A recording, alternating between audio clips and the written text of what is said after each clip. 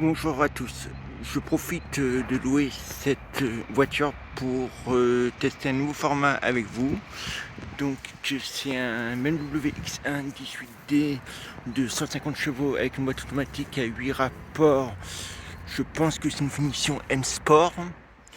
Les passionnés, les connaisseurs en BMW reconnaîtront le logo M.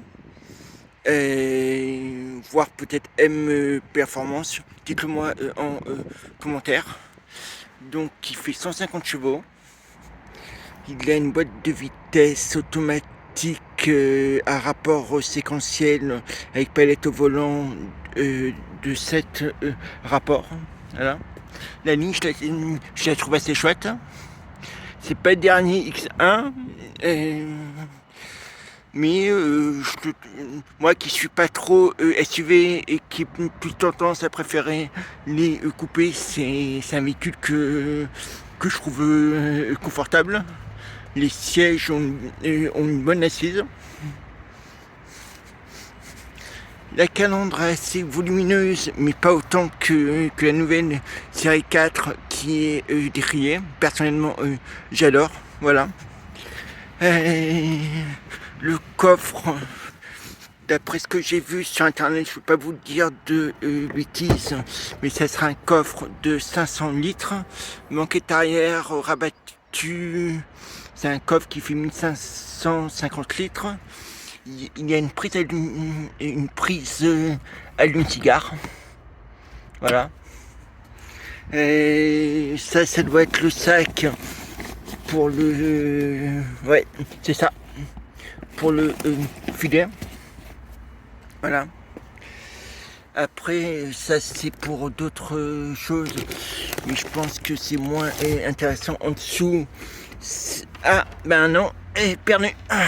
Je pensais que c'était la route de secours, donc ça doit être pour le kit anti-crevaison. C'est un coffre automatique, donc pour vrai fermer, c'est ici. Mais là, en l'occurrence, je vais plutôt le laisser ouvert pour vous montrer le coffre. La banquette arrière, c'est la première fois que je fais ça. D'habitude, le bouton est plutôt là. Là, en l'occurrence, sur celle-ci, c'est une tirette. Voilà, au niveau de la 6, voilà ce que ça donne. Ça donne quand même un bon niveau de chargement.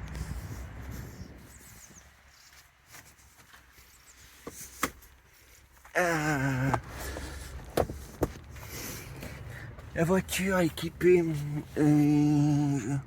preuve que ça commence à arriver, de port USB-C, qui est, je le rappelle, le nouveau chargeur européen. Bon, elle n'est pas super propre, mais ça va. Voilà. La boîte à gants, je la trouve plutôt spacieuse. Alors moi qui suis un vieux de la vieille, vous allez sans doute me critiquer dans les commentaires, ce qui ne me gêne pas du tout. Je suis encore resté au lecteur CD, et le fait que le lecteur CD disparaisse petit à petit des voitures, c'est quelque chose qui me gêne. Ça, c'est la commande du GPS. Voilà. Ça, c'est l'écran de navigation. Les sièges ont plutôt un bon maintien. Ils sont confortables. À l'arrière, le maintien est moins. C'est plus que j'appellerais une banquette arrière classique. Par contre, je dirais que l'on peut mettre 2 adultes et un enfant au mieux. Parce que là, je vois pas comment un adulte peut se mettre au mieux. Voilà. Je sais plus si je vous l'ai dit, c'est un diesel. C'est le X1 18D. Au pire, je me répète. Voilà. Il a des phares automatiques. Ça, c'est le volant. Alors, désolé pour ceux qui aiment les écrans, c'est plutôt une instrumentation classique. Par contre, il a l'affichage tête haute.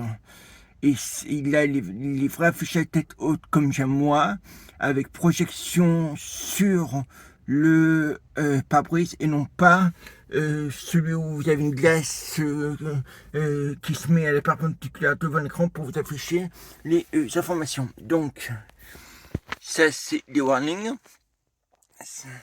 Ça, je sais plus ce que c'est, mais je vous le dirai quand je le remettrai en route. Ça, c'est pour désactiver et activer les aides électroniques. Ça, c'est les différents modes. Il en a 3. Sport, confort et copro. Ça, c'est tout ce qui est bip. Ah oui, j'oublie, il a une caméra de parking. Il a un frein de parking automatique.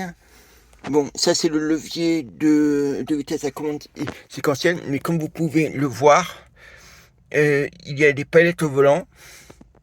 Au niveau du régulateur de vitesse, c'est pas transcendant parce que ça m'a l'air d'être un régulateur limiteur de vitesse classique et non pas adaptatif où l'on peut choisir la distance avec le véhicule devant. Alors ça donne quoi si je le mets en marche ?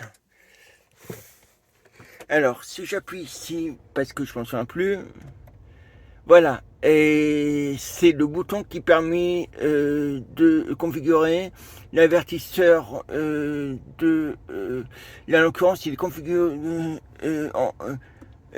en l'occurrence, il est configuré pour avertissement et freinage en cas de risque de collision avec le véhicule qui précède.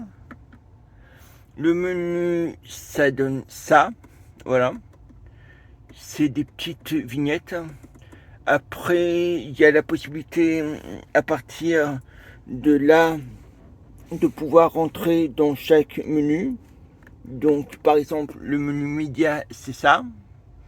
Le menu com, c'est ça. Donc, c'est tout ce qui est téléphone, appairage de téléphone, composition de numéros, tout ce que l'on retrouve habituellement dans un véhicule de nos jours. Map, c'est une cartographie. Par contre, je trouve que la recherche d'itinéraire, c'est pas top. Il y a des véhicules qui font mieux, parce que vous voyez, entrée, adresse, ouais, Paris. Vous voyez, faut passer par la molette pour choisir. Je trouve qu'ils auraient pu faire quelque chose de tactile pour pouvoir dessiner les lettres, ça aurait été plus pratique. Ah ben tiens, menu option que j'avais pas vu. Alors, menu option, c'est quoi ? Audio, éteindre un écran de contact, mémoriser que... D'accord, ok, ben...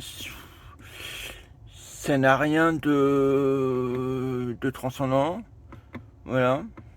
Ah d'accord, ok, c'est pas affiché les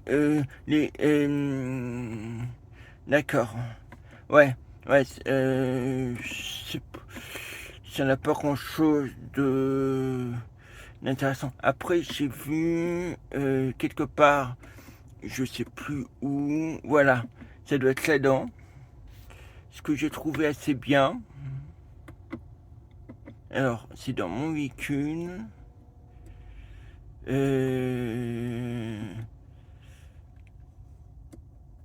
Alors, il y a un ordinateur de voyage, notice d'utilisation, découvrir la technologie. Ah oui, ça j'ai trouvé ça assez marrant. Voilà, affichage sport.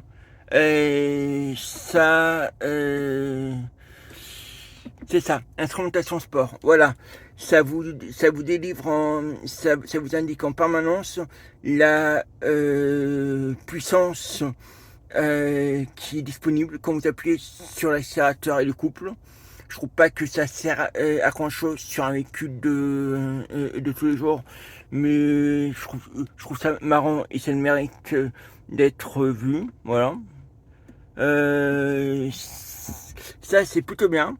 parce que ça permet d'afficher la pression de chaque pneu. Voilà, il y a des petits trucs qui sont sympas.